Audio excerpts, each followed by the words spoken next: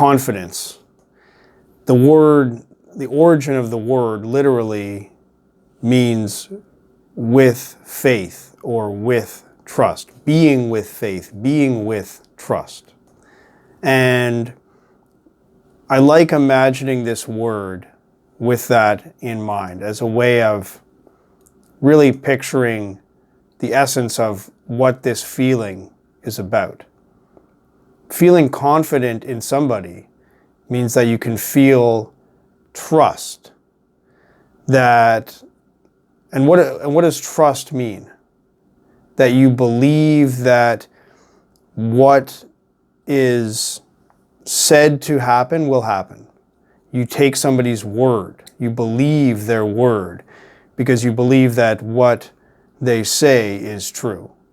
A belief in the integrity of a person, that if this person says they will do something, they will do it, and therefore you can relax in trust of that person and of what will happen. A person that you don't have confidence in, you have no trust, therefore you have to be always watching the person, always, maybe you have to hedge your bets, prepare for what was promised not being delivered. And then maybe you have to be concerned about whether you're going to, whether the person will deliver or not. You have this uncertainty and, the feeling of a lack of confidence. There's just this anxiety of wondering what the future will hold, wondering whether the promise will be honored or, whether you even matter or not, because by honoring a promise to you, a person is honoring you. They're saying, I respect you enough to keep my promise to you.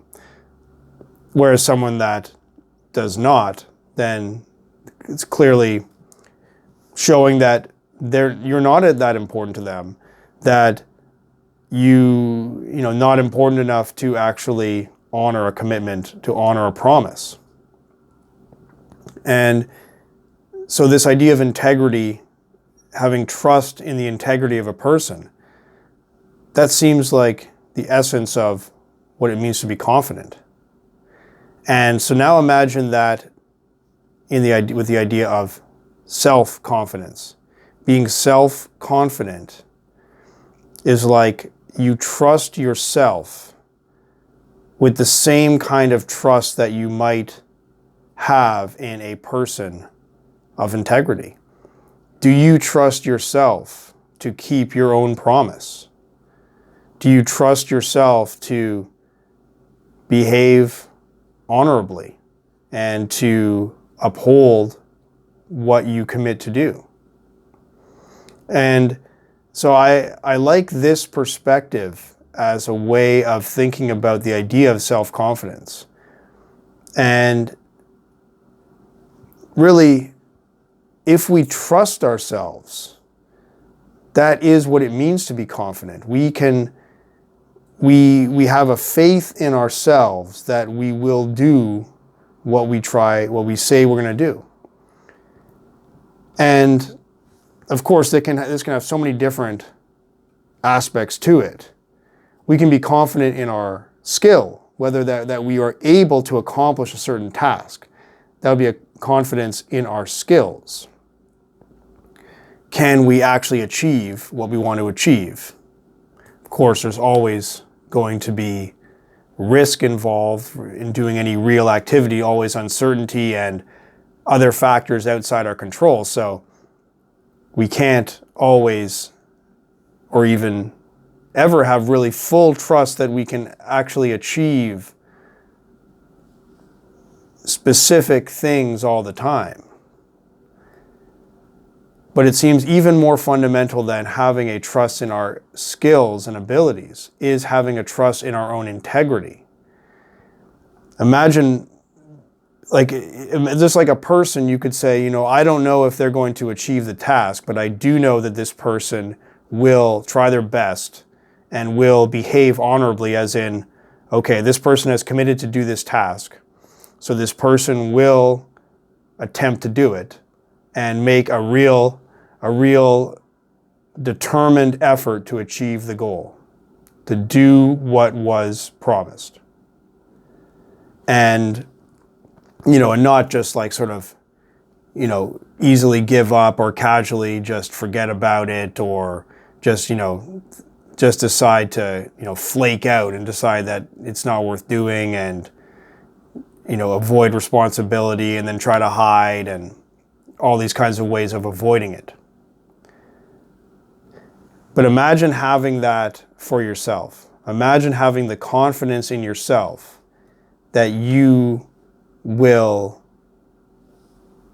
try your legitimate best to do what you decide to do.